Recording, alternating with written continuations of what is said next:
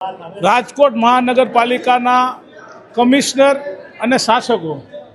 આપણા પ્રશ્નનો જવાબ આપી શકે એમની શક્તિ નહોતી, કારણ કે ગુજરાત સરકારના 16/10/2025ના હુકમ અનુસંધાને જે જોગવાઈઓને જે શરતો મૂકેલ છે એ શરતો મુજબ રાજકોટની પ્રજા કે જેને નવા ફ્લેટ લીધા છે આ લોકોને કરોડો રૂપિયાનું નુકસાન થવાનું છે। બિલ્ડર પોતાની બિલ્ડિંગ બનાવી અને જતા રહ્યા છે। હવે ફ્લેટ ધારક તમે હો કે હું હો, એને એક એક બિલ્ડિંગમાં હજારો રૂપિયાનો ટેક્સ વધારે ભરવાનો આવશે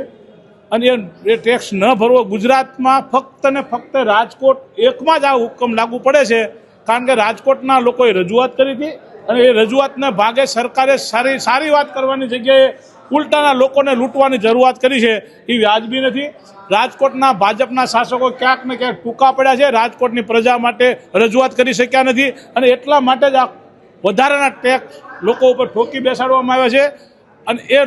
રાજકોટની પ્રજાએ સહન કરવાનું રહેશે। હું મીડિયાવાળા મિત્રોને એ વિનંતી કરું છું કે રૂડા વિસ્તારમાં અને રાજકોટ સિટી વિસ્તારમાં આ નિયમ લાગુ પડવાના છે, આ હુકમ લાગુ પડવાનો છે, જેના હિસાબે રાજકોટની અને રૂડા વિસ્તારના લોકોને જે નુકસાન થવાનું છે એ બાબતનું તમે બધા જાહેર કરો અને લોકોને ખબર પડે કે ગુજરાતમાં ફક્ત રાજકોટમાં શા માટે નુકસાન અને રાજકોટની પ્રજાને શા માટે નુકસાન, એવી વિનંતી।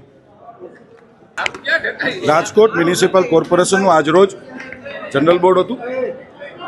ધ જીપીએમસી એક્ટ અને ધ બીપીએમસી એક્ટની જોગવાઈ મુજબ દરેક સભ્યનો પ્રશ્ન માન્ય મેયરશ્રી દ્વારા લેવામાં આવતો હોય છે અને આનો ડ્રો કરતા હોઈએ છીએ અમે। આ ડ્રોમાં આ વખતે વિપક્ષના સભ્યનો પ્રશ્ન પહેલો હતો। હું કાયમ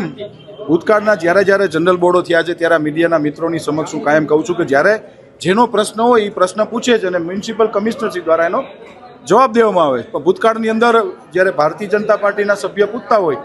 ત્યારે એ ખલેલ પહોંચાડતા હતા, પણ અમારી ભારતીય જનતા પાર્ટીના સંસ્કારો અને અમારી ખાનદાની છે કે જ્યારે વિપક્ષના સભ્ય જ્યારે પ્રશ્ન પૂછતા હતા અને મ્યુનિસિપલ કમિશનરે આજે જવાબ આપ્યા છે અને કોઈ પણ ભારતીય પાર્ટીના કોઈ પણ કોર્પોરેટરશ્રીઓ, ભાજપના કોઈ કોર્પોરેટરે કોઈ વિરોધ કર્યો નથી અને જે શાંતિપૂર્ણ રીતે આજે જનરલ બોર્ડ પૂર્ણ કરવામાં આવ્યું છે।